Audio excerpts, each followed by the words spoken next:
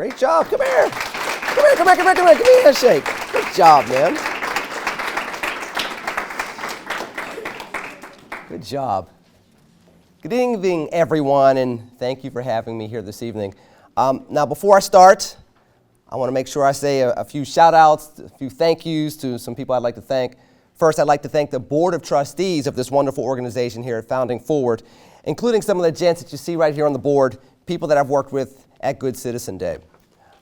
I also want to thank a couple of former board members as well, Tom Pappas and my fellow native Pittsburgher, Joan Carter. I want to say thank you to both of them for their ongoing leadership for all of us over the years. Kira, Jason, John Miko, thank you for always believing in me and allowing me to be part of you all encouraging young leaders and let me be part of that journey. As I was telling Kira, believe it or not, it's been 5 years, Jason. It's been 5 years of us working together in some fashion, including in this room a couple years ago with Jason, as a matter of fact. Thank you for allowing me to do that. And of course, last but certainly not least, Deepak, where are you? Deepak, thank you so much for allowing me to be here this evening. What you all have to understand is these history makers, they volunteer and they work because they believe in the history-making capabilities in every single one of you. So if we can, before I get started, can we just take a moment and say thank you with a small round of applause to all of them?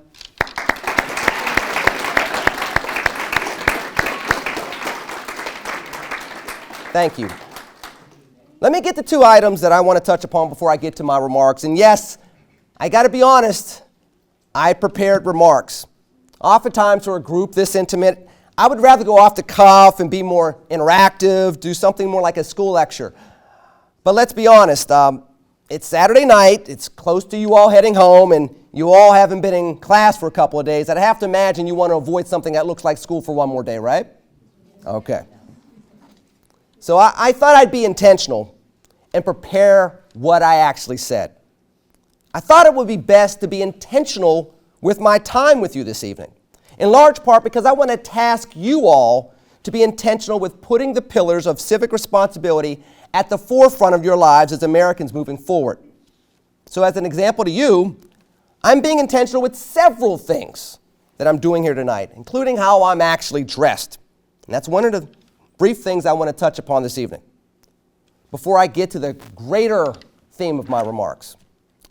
Now, as you can see, I'm wearing a red tie and a blue blazer and a white shirt. And for those of you that have been paying attention to the political landscape over the last year or so, you've probably noticed that this attire and this color scheme seems to be the unofficial uniform of one of the major party candidates for president and that person's supporters.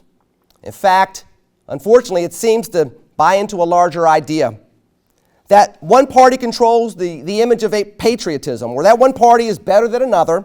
It's standing up for the American flag or for respecting our nation's history.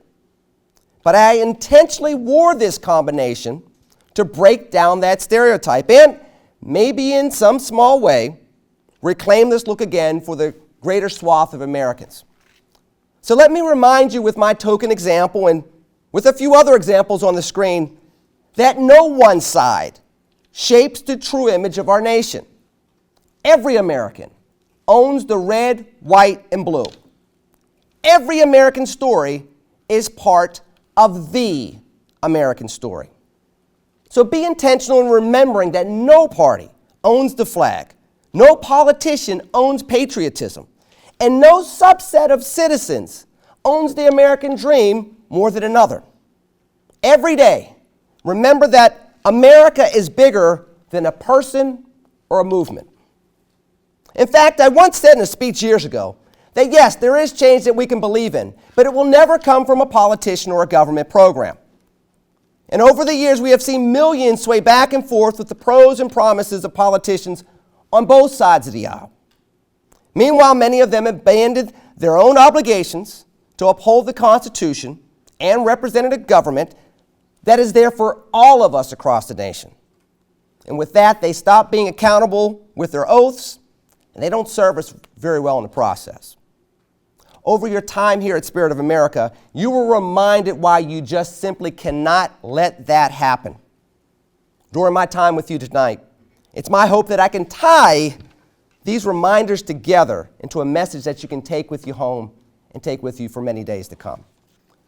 See, America is an active evolution of success and liberty through the investment of values and action. That's why we continue to be a more perfect union.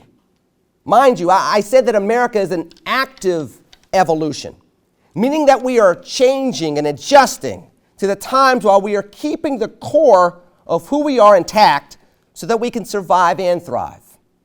Because of that, America's story is an ongoing narrative. We're not done being a better nation. Think about this for a second.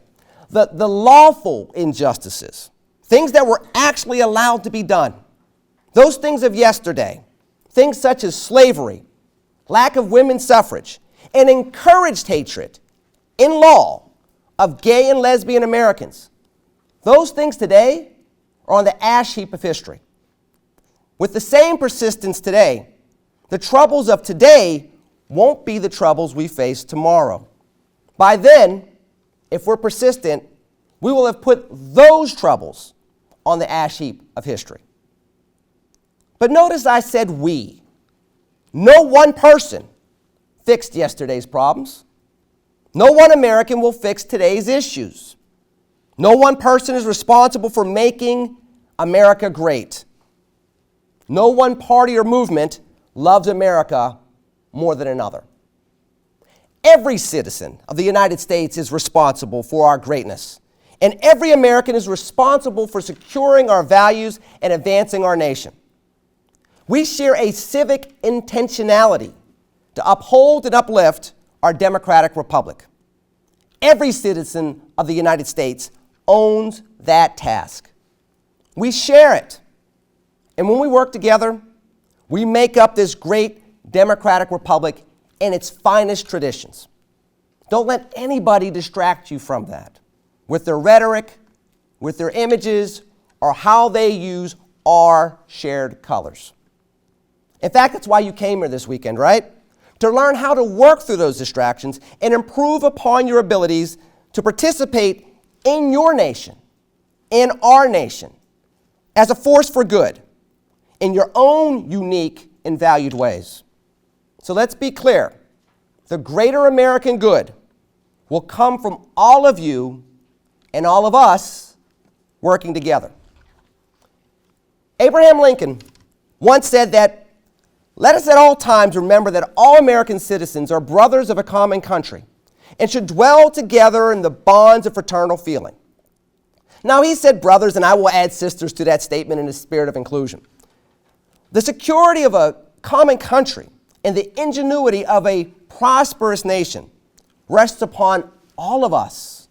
That fraternal feeling of shared privilege and obligation as active citizens, that rests on all of us as well. President Dwight Eisenhower once said that politics ought to be the part-time profession of every citizen who would protect the rights and privileges of free people. And I agree. This obligation, this work or profession, it isn't the sole responsibility of any candidate or any campaign at any time. This responsibility sits on our shoulders collectively, a vest of civic honor, if you will, worn by us as a collective community. Now, like the citizens of Good Citizen Day each year, each one of you has history-making capabilities. So let me touch upon that quality with a second point, because it's very easy to overlook the fact that American history is written by both the common folks and special people. And it's often written at the most unusual of times and by the most unlikely of people. And let me say this at this point in time. Listen, I can relate to where you are right now. Can we share a little secret? I can relate to exactly where you are right now. I know it's easy to overlook the fact that American history is written by anybody at any time. See, when I was your age, I attended a program very much like this one. And I was seated, much like you, waiting for a speech after a long week, and when everybody's pretty much ready to go home, right? So I get it. For my case, I was at a program in Washington, D.C. during my junior year in high school. It was called Presidential Classroom. I was a working class kid from Western Pennsylvania, and I thought that when I would go to this program, two things would happen. That there would be a lot of smart, talented future leaders that I'd have a lot of fun with throughout the week. And that the speakers at the events probably wouldn't be people that I could actually relate to. I thought they would be too muckety-muck for me. I thought that their topics of the week would be more for the prep school kids that I went to school with and not for the kids that came from neighborhoods where I came from. And throughout the year and throughout the week, I was treated to being right on both regards. Had a lot of fun with kids from California and Louisiana and Puerto Rico. But I also went into a lot of the sessions and said, that guy can't relate to me. That woman doesn't know anything about what my life is really like. So when we got to Thursday morning of the program, it was day 4 at that point in time that we were there. I was already a little tired from all the fun and a little disappointed from what was going on. See, one of the two things I was actually looking forward to was getting a chance to meet my congressman, and that didn't work out.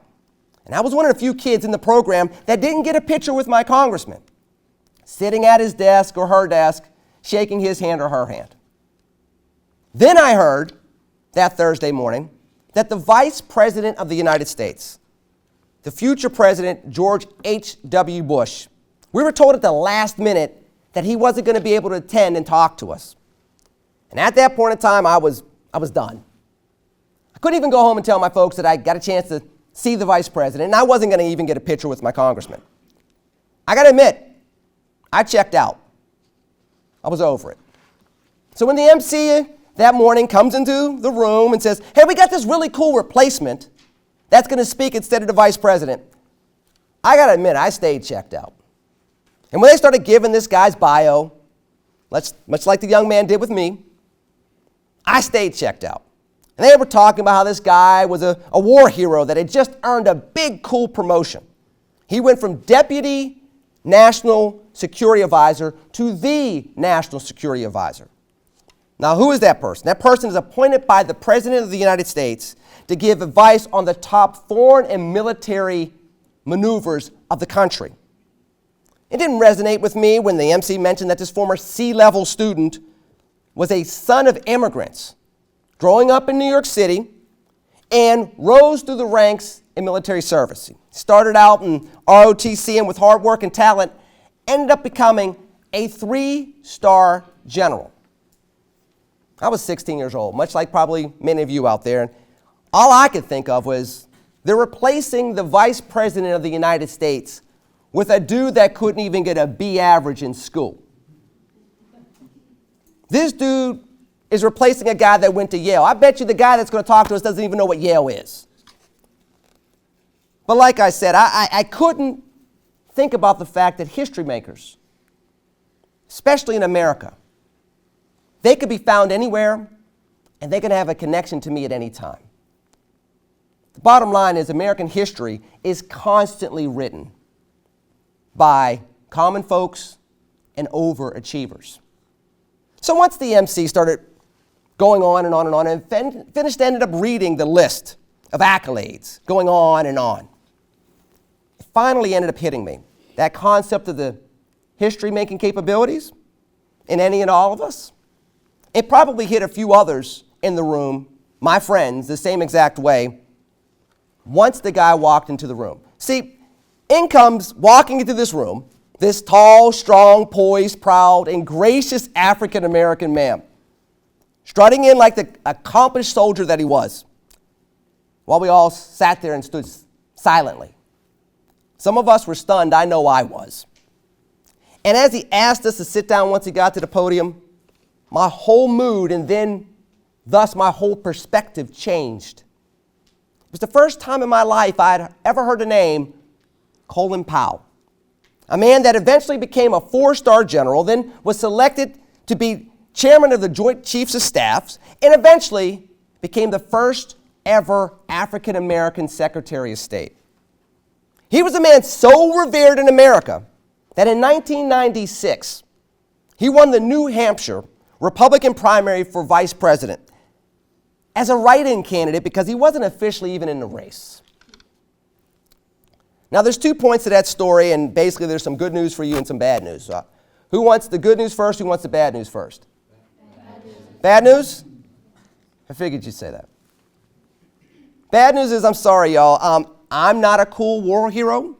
I'm not a 4-star general, and I'm not a future Secretary of State.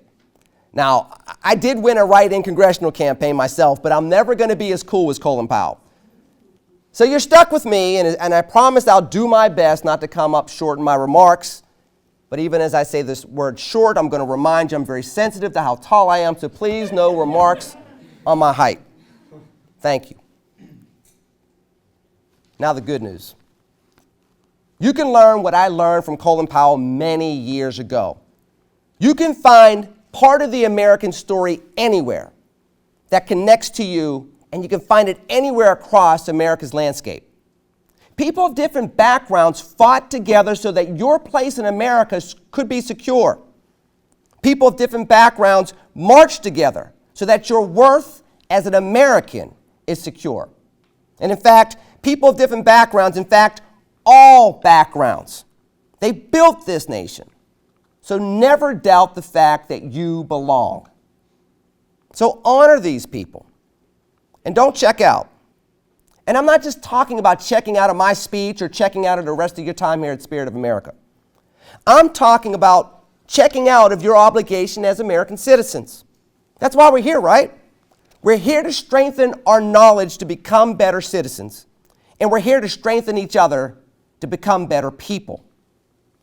Those are the only ways we can ensure that our Bill of Rights doesn't become a bill of goods. Now, I want you to be mindful of something. I didn't say our Constitution would become a bill for good. Ideally, that's what it is right now. It's a document that activates our better angels, as Lincoln once said. But without our active involvement as active citizens in the enrichment of America, we risk our Constitution becoming a bill of goods. See, the Merriam-Webster dictionary describes a bill of goods as something intentionally misrepresented, something passed off in a deception or fraud. The Cambridge Dictionary defines the phrase to sell someone a bill of goods as meaning to deceive someone into buying or believing something that has no value. A document of no value, or at least doesn't have the value it says it has. An expired coupon. How many of you have ever had an expired coupon?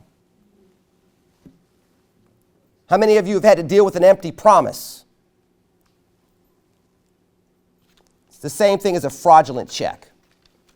Now, remember when I said you can find part of your American history anywhere in the people across America's landscape?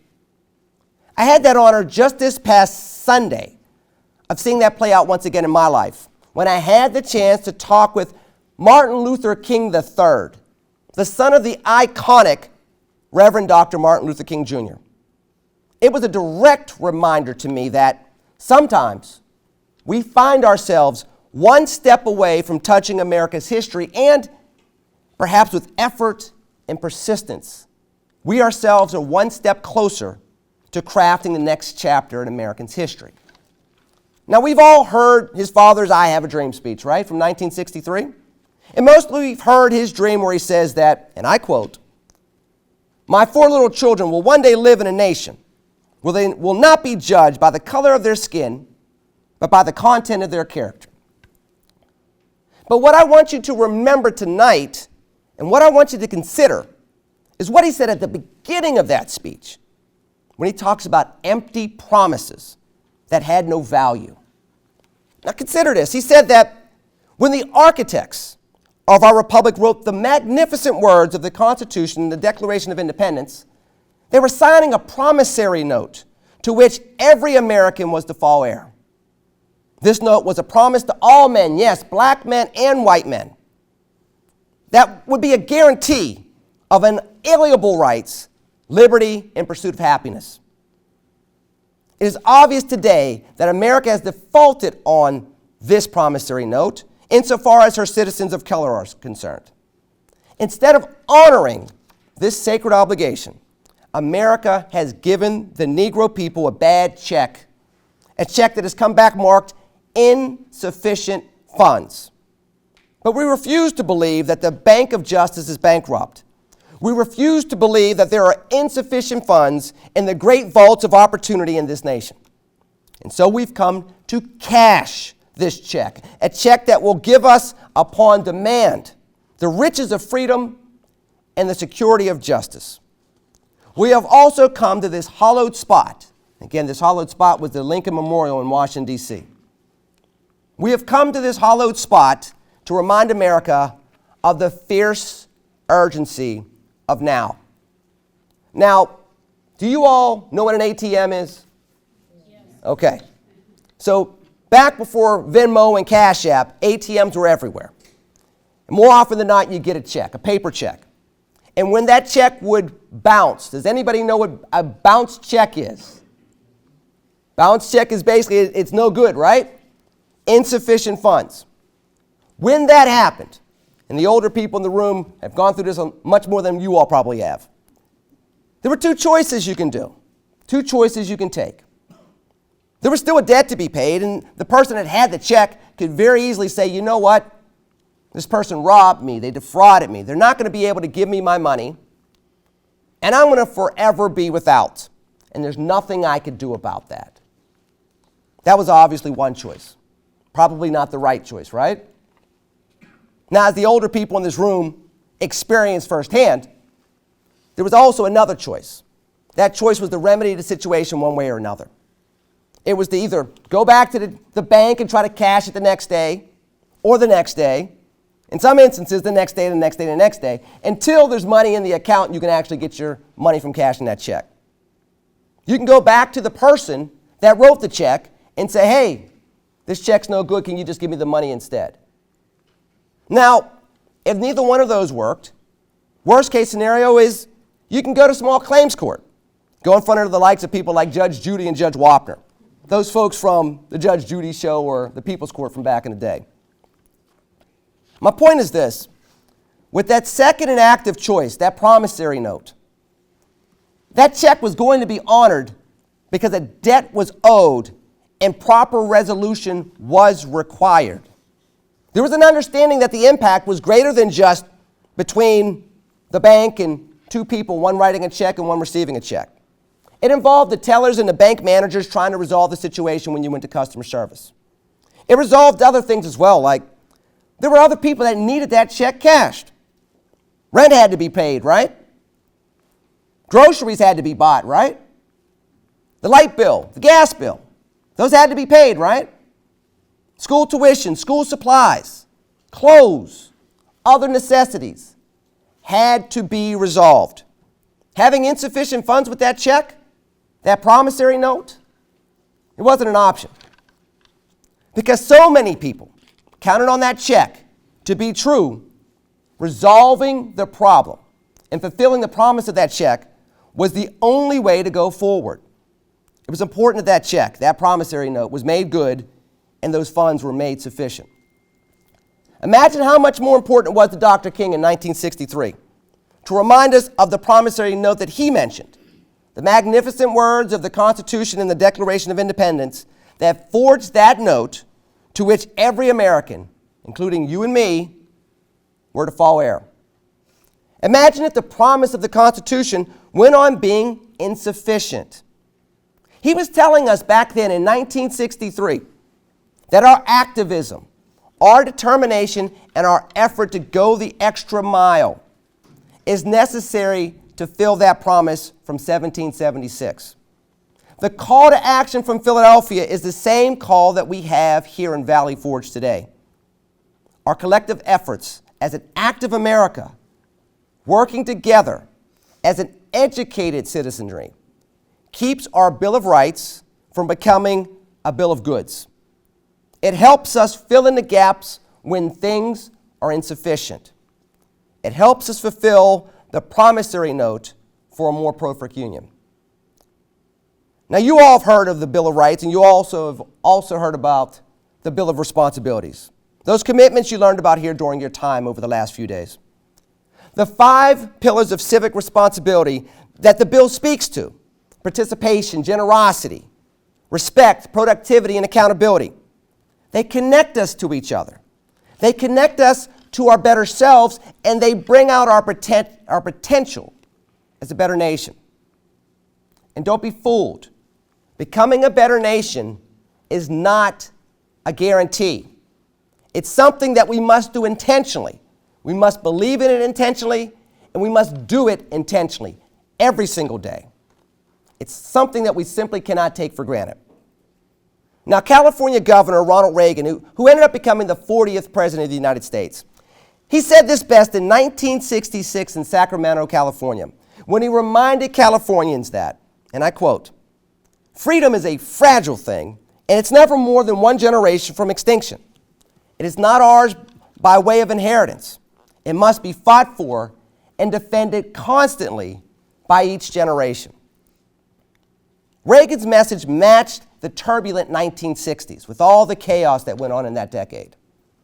It actually resonates during all of our tensions and bickering today. The message is timeless, and that's why our unique nation needs your unique set of contributions. Each one of us has a role. The Bill of Responsibilities reflects this. It states that help freedom survive by assuming personal responsibility for its defense. It points out an understanding that, and I quote, "Our nation cannot survive unless we defend it. Its security rests on the individual determination of each of us to help preserve it." One of the pillars that you learned about participation seems to be pretty easy to explain, right? Voting's obvious. Who's looking forward to voting one day? Speaking out is obvious as well. How many of you already speak out in your communities?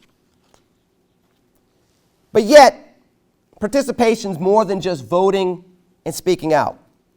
Participation means elevating your understanding, meaning that we all must do research as citizens from all sides of an issue, including looking into innovative and out-of-the-box perspectives.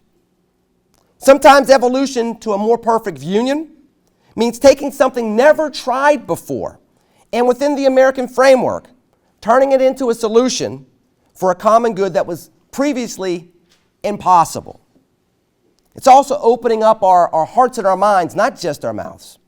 It means making sure that Americans are invested intellectually, fiscally, and persistently, not just emotionally.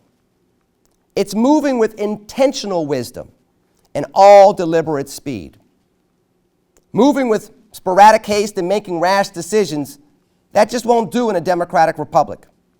It says in Psalms in the Bible that the steps of a man are ordered by the Lord who takes delight in his journey. Ordered action together with an intentional walk of faith. Now in church, that describes the Christian way of life, but in civics, that describes the American way of life. Therefore, we have to be intentional with our participation as a citizen. Like Dr. King said in 1963, we must participate to fulfill the promissory note, and we must act with the fierce urgency of now. Now, generosity, that seems to be self-explanatory as well.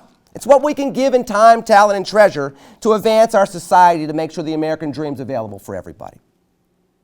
And yet with this pillar, I want you to consider that generosity is not just something that you can give. It's something that you must give up as well. Sometimes with generosity, addition comes through multiplication, yes. The more you get, the more you can give. So yes, in some instances, America needs our talent so that we can do things such as improve our schools around the nation, create jobs for those that currently lack the skills to compete in the marketplace, and support lifestyles that will allow us all to be blissful and be prosperous. But America also needs us to give up some things as well. Like give up the barriers that's blocking us from working with non-traditional allies. You know those folks that you don't usually get along with, don't usually see things eye to eye with you, but you find a way to get something done for the greater good anyway? We need to give up those barriers. We need to be generous of spirit so that we can give up preconceived notions of race, religion, orientation, or background, so that we can build the ongoing success that we need in the 21st century. We need to be generous with our faith in freedom and our zeal for American ideals. We can't overcome the challenges of today or the burdens of yesterday if we are stingy in our belief and our hope that something more can come about. Your passion, your patriotism, must be something that warms the hearts of others. It must move people to act. Your love of America must prompt other Americans to love their neighbor. That shared obligation of generosity, that's where a change that we can believe in actually exists. That's where America can actually be great again.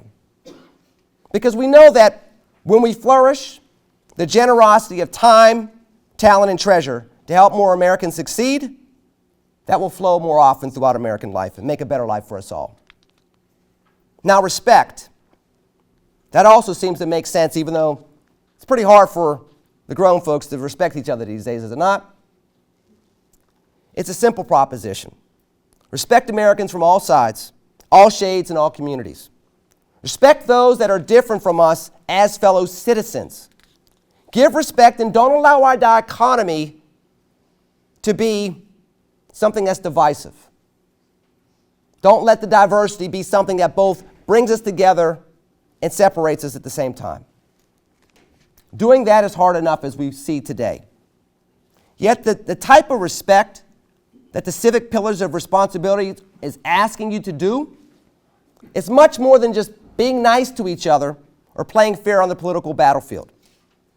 Respect means dealing well with both sides of American dichotomies, like the ones with our founding fathers, such as Thomas Jefferson, a man who wrote glowingly about liberty and enslaved children to God at the same exact time. Respect means dealing with both sides of the meaning of the phrase states' rights, a phrase that leads to the spirit of the laboratories of democracies, but was also an excuse to codify and justify some of the worst human right abuses the Western world has ever seen.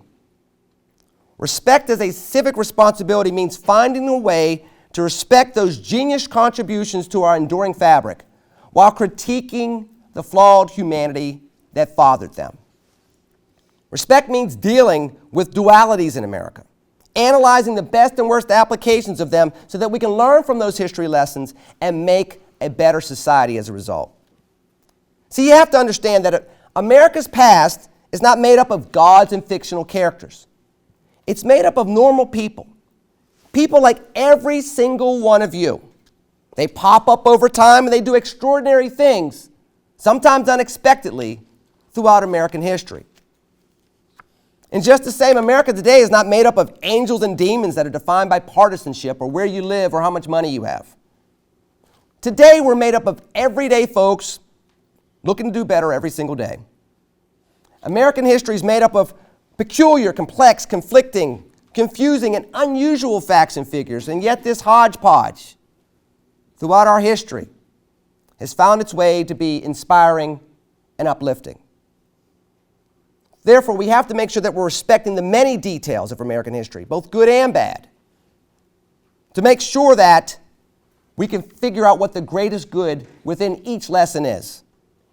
That means respecting the history to understand it, and then using that understanding to act intentionally as a force for good. Now, some of this seems so simple. We have to participate, yet be intentional with our actions. We have to be generous, but we have to both give and give some things up. And we have to respect each other, but not just be cordial to each other, but respect where we came from in order to respect where we're going. So what about productivity and accountability? I can say that those principles can be found in your contributions as citizens. And yet, that's not quite being accountable to the best of America's tradition. It's not quite being the most productive citizen you can be. So my intention is to remind you that each pillar of civic responsibility that you learned this weekend must be active in your positions as you move forward from here. Standing on those pillars will give you the foundation to create and defend true liberty in each aspect of your civic life, regardless of the side of the aisle that you lean on. In fact, everything that you do as an active citizen should always elevate or uphold a visible, tangible liberty for all Americans. And I don't mean the idea of liberty. not something you hear in a history book or in a campaign speech. Liberty should be unquestioned, it should be undeniable, and it should offer a glimpse of hope even when poverty and unemployment and heartbreak rings life's doorbell. In America, liberty and the American dream must be more than ideas. They must be seen, felt, enjoyed, and ingrained in the lives of everyone, from the part-time worker at the fast food joint to the struggling inventor working in his garage. When it's not, it's easy to see why some people think that the words of the Constitution are nothing more than an empty promise. Faith without works. And as the Bible tells us, faith without works is what? It's dead. The faithful promise of America only works when we are active and intentional with our effort. That's when liberty and the American dream spark hope and inspiration. And when those things come together, that's when a kid that used to work at a fast food joint could run for the presidency of the United States. And that's when an inventor can create world-changing technologies. Our productivity and accountability as citizens should foster a living, heartfelt, and tangible liberty. Every policy we promote and implement must create, uphold, defend, or bolster a tangible liberty for us all. Now, mind you, every product that a business sells is not going to do that. Every neighborhood that we live in isn't going to do that. Every job that we have simply isn't going to do that. But every law that we touch, everything that we do as an active citizen, should make sure that we uplift liberty for all. Because after all, without liberty, there is no life and there's no path to a pursuit of happiness. So we must ask ourselves, how are we being accountable? How are we respecting the people that came before us? Are we producing works that will persuade more Americans to get involved? Can we be a productive force for good with our intentions while solving problems and honoring the best of our traditions? The 5 pillars of civic responsibility make sure that liberty is real. It makes liberty some thick bond that brings us together. That bond is an honorable obligation and a blessed reminder that we should always actively feel. Now look, we have an unbelievable history and an unlimited potential together. But over time, we also haven't lived up to our values. So let me be direct. Just as you can feel the promise of America when it's fulfilled, you can also feel the very heavy weight of emptiness when citizens let down the spirit of America. It's like air. It's easy to take for granted when you have it, yet it's impossible to have life without it. Former Vice President Hubert Humphrey once said that it is not enough to merely defend democracy. To defend it may be to lose it. To extend it is to strengthen it. Democracy is not property. It is an idea. What I'm here to tell you, respectfully, was partially right. Democracy and the liberties it provides, folks, that's more than just an idea. It must always be more than an aspirational thought. It must be idea and action. It must be intentions and efforts. A working democracy requires every single one of you, every single one of us, to be educated and participate. Liberty, when it's enacted in that way, becomes non-negotiable. And it soars above the whims of angry majorities or the rashness of populism. Let me say this to you all. Any sentence within the Constitution that you learned about, and you will continue to learn about over your lifetimes, that does not carry out the full intent of liberty is only a pretty set of words. And that was not the founders' intent. Therefore, to fulfill their actions, their intentions, and to fulfill our promise, we must work each day intentionally fulfilling the promise of liberty as a living, tangible, and active gift to each other and to ourselves. The Bill of Rights has no significance without us first fulfilling the Bill of Responsibilities. Now, I'll close by saying this. I'm sorry, but I'm not really sorry. I chose to do this tonight with prepared remarks and to talk to you in a way where I'm not just talking to the high schoolers that are in front of me. I'm addressing you all tonight as the future leaders that you are. I'm talking to you as the teenagers that you are, the young professionals that you'll become, the parents that you'll be one day, and the visionaries that America needs. I'm speaking to all of those people inside each one of you. You didn't come here to Spirit of America just to take some civic classes, and I didn't go to presidential classroom just to meet my congressman or listen to the vice president. You came here as citizens full of potential and empowered to be active with, like what Dr. King said, with the fierce urgency of now. And might I add, let me also say this to you. You're capable of making a difference right now, today, tomorrow, and 30,000 more tomorrows. Anybody wants to pull out their cell phone real quick? You'll see that that's a lot of years. But I say 30,000 tomorrows because I believe in you. I know the people that led you over the last couple of days believe in you. And I know that America needs you. So I'm not really sorry for addressing you all as leaders tonight, because I know each one of you, despite the long week and the long night and an after-dinner speech, I know each one of you has history-making capabilities.